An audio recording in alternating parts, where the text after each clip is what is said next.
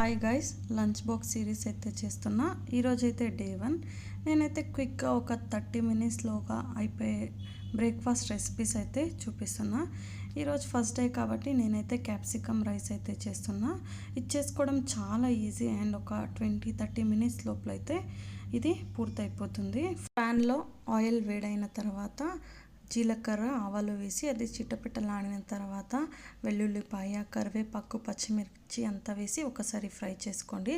తర్వాత onion capsicum వేసి కొద్దిగా సాల్ట్ వేసి గోల్డెన్ బ్రౌన్ వచ్చేంత వరకు ఫ్రై చేసుకొని అది ఫ్రై అయిన తర్వాత ఇలా టమాటో అండ్ పసుపు వేసి ఇవన్నీ బాగా మగ్గిన తర్వాత ఇందులోకి ఉడికించుకున్న రైస్ అయితే వేసి బాగా ఒక 2 మినిట్స్ టాస్ చేసుకుంటే క్యాప్సికమ్ రైస్ అయితే రెడీ అయిపోతుంది.